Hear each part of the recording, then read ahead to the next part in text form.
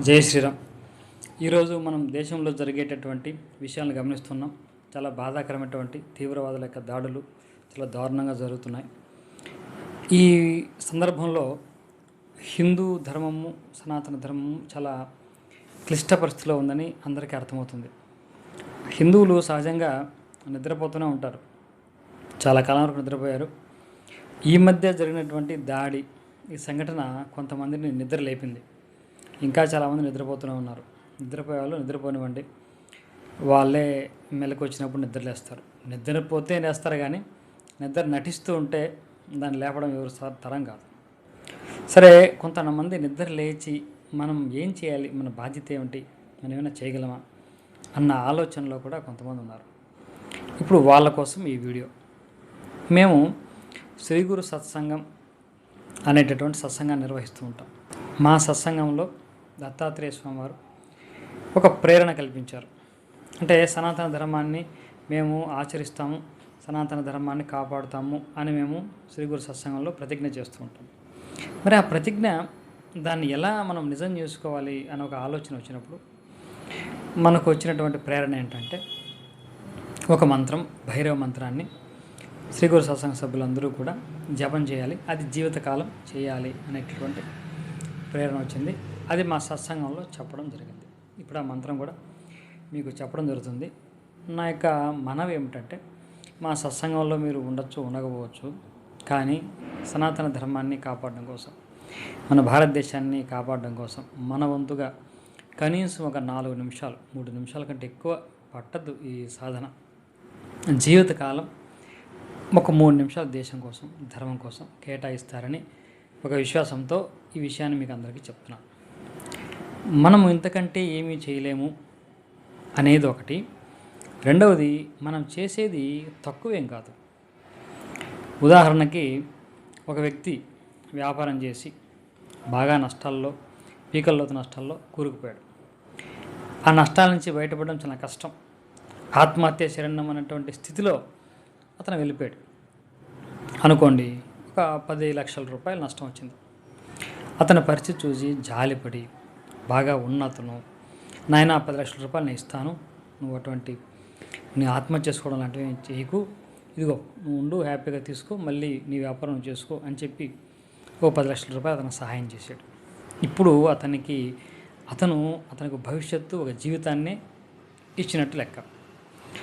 ఈ సహాయం ఒకటి. రెండవది, ఇంకొక వ్యక్తి అతను చేస్తున్నటువంటి వ్యాపారంలో గొప్ప అనుభవం, ఎన్నో సంవత్సరాల నుంచి బాగా పండిపోయినటువంటి ఒక వ్యక్తి, బాగా సీనియర్ పర్సన్ వచ్చి, నాయన నీ వ్యాపారంలో నువ్వు చేసిన తప్పు ఇది, నువ్వు దీన్ని సరిదిద్దుకుంటే ఈ వ్యాపారాన్ని బాగా రాణించగలుగుతావు, నువ్వు బాగా చేస్తావు, కాబట్టి ఇక్కడిక్కడ నువ్వు తప్పులు చేస్తున్నావు, గమనించుకో అని ఒక 5 నిమిషాలు ఒక కౌన్సిలింగ్, అంటే కొంత మాటలు చెప్పాడు అంతే, ఇంకేం లేదు. దాన్ని తీసుకొని అతను భవిష్యత్తులో ఇటువంటి లాసులు భవిష్యత్తులో రాకుండా చాలా జాగ్రత్త పడే అవకాశం ఉంది. ఇంకా ఎక్కువ లాభాలు తెచ్చుకునే అవకాశం కూడా అతనికి ఉంది. ఇప్పుడు మొదట చేసినటువంటి సహాయము ఫిజికల్ హెల్ప్ అంటాం, డైరెక్ట్గా డబ్బులు ఇచ్చాడు, చాలా గొప్పదే, అందులో డౌట్ ఏం లేదు. ఆ తర్వాత అతను చేసినటువంటి రూపాయి డబ్బులు ఇవ్వలేదు, కానీ అతను గొప్ప సలహా ఇచ్చాడు, అతని జీవితాన్ని మార్చేసేటటువంటి మాటలు చెప్పాడు. ఇప్పుడు ఇదేమైనా తక్కువ అంటామా? అతను డబ్బులు ఇవ్వలేదు కాబట్టి. ఇది కూడా చాలా గొప్పదే, వాస్తవానికి ఇది ఇంకా చాలా గొప్పది.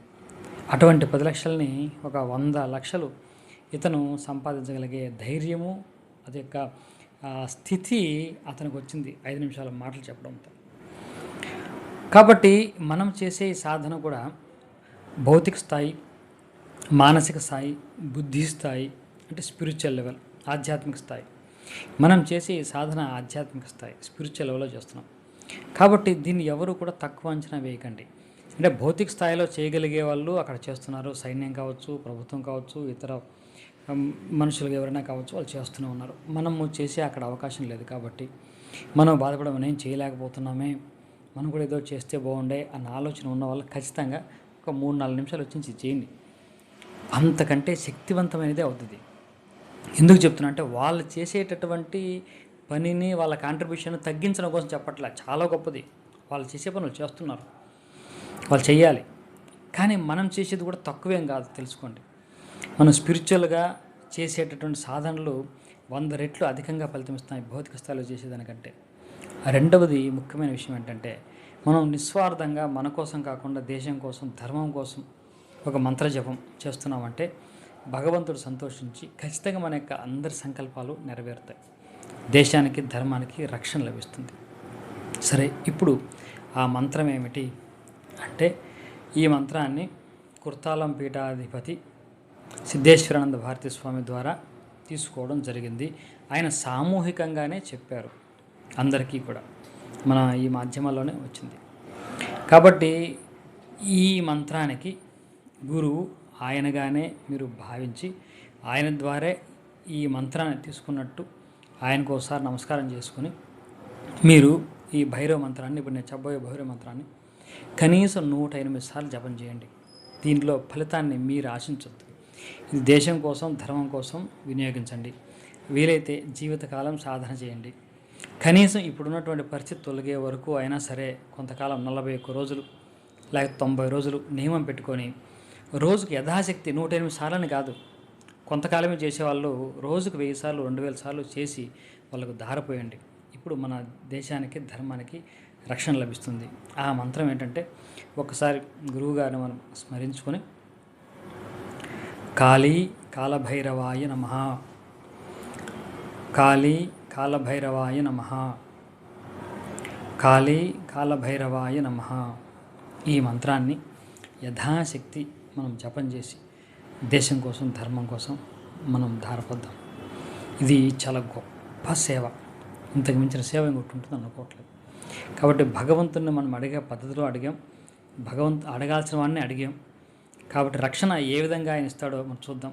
వీలైతే ఎక్కువ మంది ఈ యుద్ధ వాతావరణంలో ఎక్కువ మంది కొన్ని వేల మంది ఈ జపాన్ని ఒక్కొక్కరు 1000 సార్లు చేయాలని ఒక సత్సంకల్పం. దయచేసి ఆ కారణంగా ఈ వీడియోని ఒక 10 మందికి ఫార్వర్డ్ చేయండి. వాళ్ళందరూ కూడా, వాళ్ళ 10 మందిలో చేస్తే ఒకరో ఇద్దరో జపం చేయొచ్చు కదా. కాబట్టి జపం చేయండి, దేశాన్ని, ధర్మాన్ని కాపాడండి. స్వస్తి.